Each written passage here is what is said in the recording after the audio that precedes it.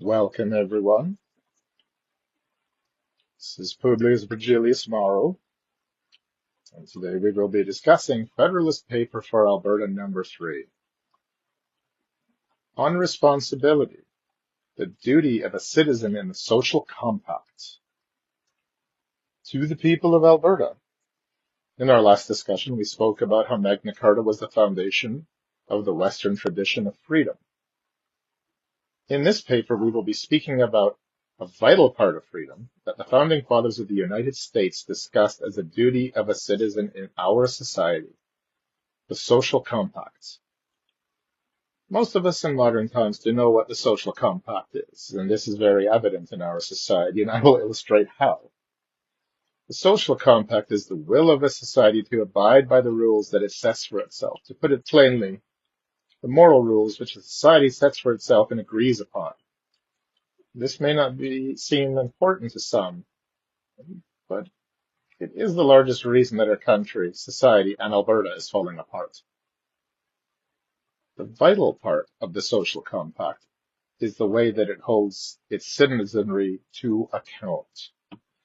Liberty and justice may only be exercised in a society if we all take part in our civic duty and participate in that society and take our responsibilities seriously. President John F. Kennedy famously asked, "Do not ask what your country can do for you, but what you can do for your country." But how many know what this means? What it means is that your country offers you many rights and privileges. Will you do your part to preserve them? In the social compact, there are moral rules and duties that a society holds to make that society function. In Canada, this has always been a disadvantage, as our society and its values have never been unified and differ drastically from region to region. Canada also does not have an established constitution where rights and freedoms are guaranteed. There are exceptions to each, nullifying them all. If there is an exception to freedom, it is not freedom. This exception to each point in the Canadian Charter leaves it open to different interpretation each time. To further complicate this, there is now a compelled speech law on the federal books in Canada. If this law is enforced, it also demonstrates that the Charter is below that law, that your rights may be interfered with by the state when it sees fit. In essence, we have no rights in Canada if an unelected body can ratify this law. So how does this affect the social compact? How did this horrible and fascist law come into place? To put it bluntly, it is our fault. We failed ourselves by not using the social compact to ensure that our society remains free the way it was meant to. I will go even further and say that Canada has never had a proper social compact. Are you angry at this point? Indignant? Good, you should be. For a citizen to safeguard the liberty and justice of its society, that citizen must be an active participant and vigilant to its government and all their actions. This is made very difficult, if not impossible, when you have whole regions of the supposed united people who cannot even agree on the basic principles on which that society was built upon and functions. The values of Quebec are drastically different from Alberta, as the values of British Columbia are drastically different from that of Alberta. All these provinces do not agree on even a fundamental level what the duty of a citizen is and what their duty to the state is. Louis de Brandeis said that the only title in our democracy superior to president is that of citizen. What did he mean by this? He meant that our duty as a citizen in our society is to keep a watchful eye on the government and constantly question and hold them to account. That all of us who are citizens in our society need to participate in government every day. That is our duty. That is the power of the social compact. And that is why Canadian society is coming apart at the seams. We have become complacent, lazy, and believe the government has our best interests at heart.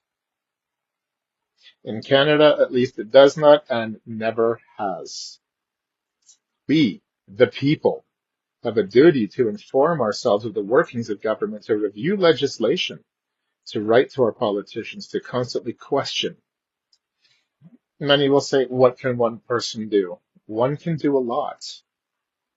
It just takes one to start. From there, it multiplies. Encourage your fellow citizens to become involved.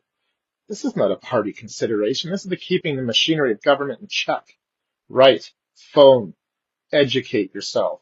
There is no excuse now with the internet.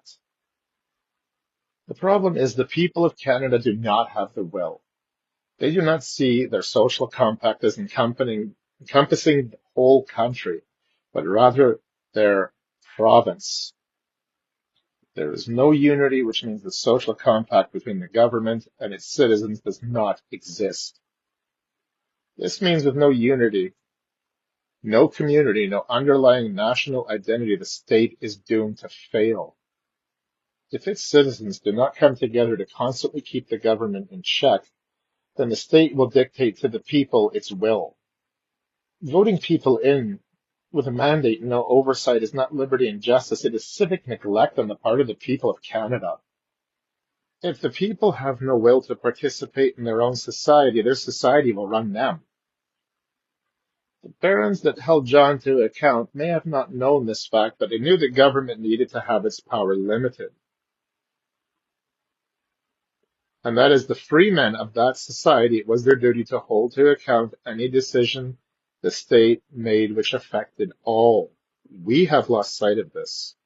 We have become soft, forgotten the struggles of our ancestors, forgotten the sacrifices, forgotten the duty passed down to us to ensure we're not ruled over by whim.